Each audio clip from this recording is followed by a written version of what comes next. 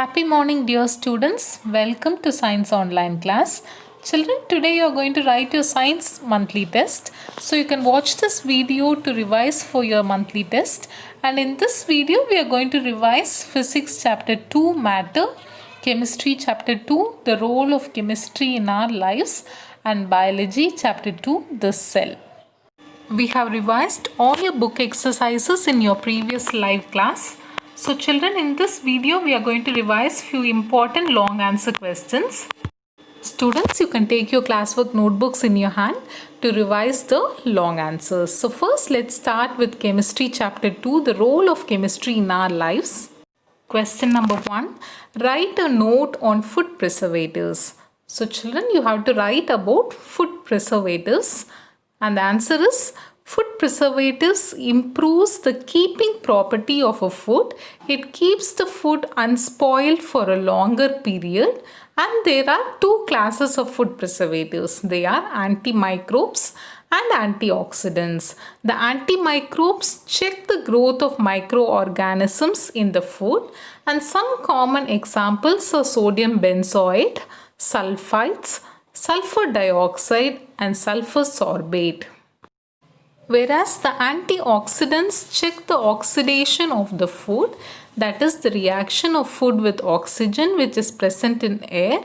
Ascorbic acid and sodium ascorbate are some common antioxidants. So children, there are two classes of food preservatives. They are antimicrobes and antioxidants. Antimicrobes check the growth of microorganism, whereas antioxidants check the oxidation of food. And you must also remember at least 2 or 3 examples in each of these classes. Next is question number 3. How are medicines generally classified?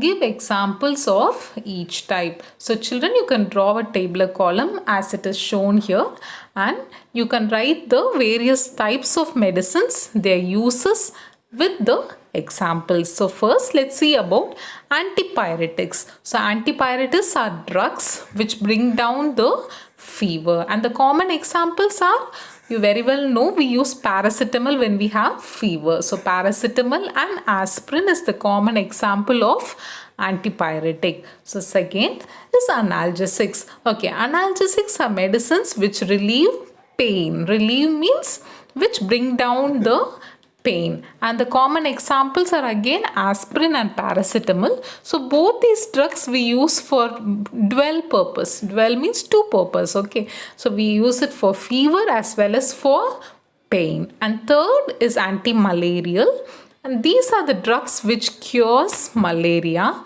So the example is quinine and related compounds. And fourth type of drug is anti-allergics. So drug means medicine, children. So anti-allergic prevents the reaction to cold, dust and smoke. And the common example of anti-allergic drug is cetirizine. And the last type of medicine is antibiotic. So antibiotic are used to destroy the microorganisms which causes diseases like dysentery, typhoid, tuberculosis, and it also cures the infection. So the common examples of antibiotic drugs are penicillin, ciprofloxacin, ampicillin and rifampicin. So children, you must remember 2 examples in each type of medicines. So the medicines are classified into 5 main types. They are antipyretic, analgesics, antimalarial, anti-allergics and antibiotics. So you must also remember the uses along with examples for each type of medicine. Next, question number 4. Describe how silk is produced. So children, you must write the process of how silk is produced. So your answer is silk is obtained from silkworms. Okay, silkworms is an insect. So silk is obtained from silkworm. A female silk moth lays 200 to 500 eggs and dies. The worms come out when the egg hatch. They feed on mulberry leaves. So a female silk moth is a female insect which lays about 200 to 500 eggs, and the worms come out from the egg when the egg hatch, and these worms, they eat the mulberry leaves. When the worms are fully grown, when the worms become mature, they build their own protective covering called as cocoons. So what are cocoons? A cocoon is made of a thin thread-like substance formed by the hardening of the worm's secretion. So it is made by thread-like substances which is formed by hardening or thickening of the worm's secretion. And finally, a worm becomes moth. The cocoon is now kept in hot air so that the moth inside is killed. So final stage is moth stage. So cocoon is now kept in hot air so that the moth is killed, and the silk filament we get from a cocoon is 600 to 800 meters long. Then the fibers are twisted into silk threads, and this process is called as throwing. So after being thrown, the silk is bleached, dyed and woven into cloth. So the first stage in the growth of silkworm is egg stage. Then it grows into a worm, and the worms become mature and they build their own protective covering, and they undergo the cocoon stage. And finally the worm become a moth, and the moth is killed and the silk filament is obtained. So this is how silk is produced from the silkworms. Next, question number 5. Describe in short how viscose rayon is obtained. So you know that viscose rayon is a synthetic fiber. So in this essay, you are going to write how viscose rayon is obtained. So viscose rayon is a semi-synthetic fiber. So it is a semi-synthetic fiber. So children, you know that synthetic fibers are classified into two types. They are semi-synthetic and purely synthetic fiber. So viscose rayon falls under semi-synthetic fiber, and they are obtained by modifying some natural polymers. So by modifying some natural polymers like cellulose, we get viscose rayon. So cellulose is a natural polymer, and it is dissolved in a mixture of sodium hydroxide and carbon sulfide. So what they are doing is cellulose is dissolved. Okay, it is dissolved in a mixture of sodium hydroxide and carbon sulfide. A viscous liquid called viscose is obtained. So children, you should not make a mistake here. So there are two different words, viscous as well as viscose. Okay, both have different meaning. The word viscous means thick or a sticky fluid which cannot flow very easily. So this viscous liquid is called as viscose. Okay, so I am reading to you again. Cellulose, a natural polymer, is dissolved in a mixture of sodium hydroxide and carbon sulfide. So when you dissolve it, you get a viscous liquid which is thick and sticky in nature, and this liquid is called as viscose. And the viscose is forced through spinnerets which have very small holes. So as you can see in the diagram, the spinnerets have very small holes through which the viscose is forced through and into a acid bath, and the filaments of viscose rayon is obtained. So viscose is forced through spinnerets into an acid bath, and the filaments are threads of viscose rayon is obtained. So this is how viscose rayon is obtained.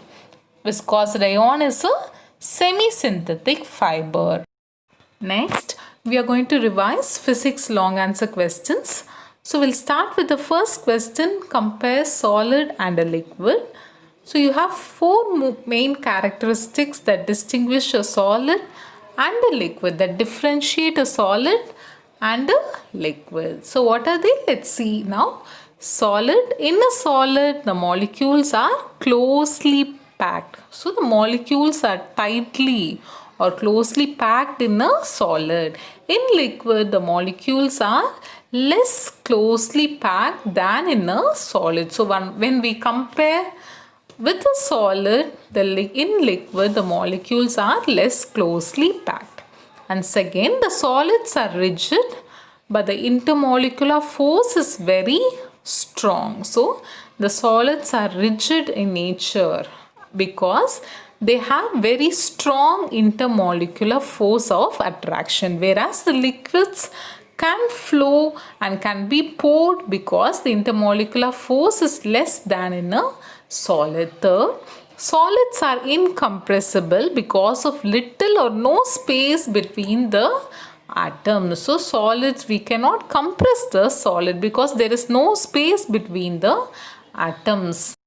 The liquids are also almost incompressible because they have little intermolecular space when we compare with the solid. And fourth, solids have a definite shape and volume, but liquids have a definite volume, but they do not have the definite shape. They take the shape of the container in which they are poured. So these are the characteristics which differentiate a solid from the liquid. So next we'll move on to the next question. Write about solid to liquid interconversion in brief. So you have to write about solid to liquid interconversion. When a solid is heated to a particular temperature, that means when we heat a solid, it changes into liquid. This process is called as melting, and the temperature at which a solid melt is called the melting point. The temperature at which a solid melt is called the melting point. The melting point of a solid is also the freezing point of the corresponding liquid. Example, the melting point of ice is 0 degrees Celsius. So which is also the freezing point of water. So that's why we say a solid coexists with the corresponding liquid at its melting point. So children, what is solid to liquid interconversion? When we heat solid to a particular temperature, the solid changes into liquid. So this process is called melting. So again, when we cool the liquid will change back to the solid state. So this process is called as freezing. So this process of melting and freezing is called as solid to liquid interconversion. Next, what happens when a liquid is heated to its boiling point? Does the liquid change into the vapor state? Only at its boiling point. So your answer is, when a liquid is heated to a particular temperature called its boiling point, bubbles start forming throughout its bulk and it changes into vapor at a faster rate.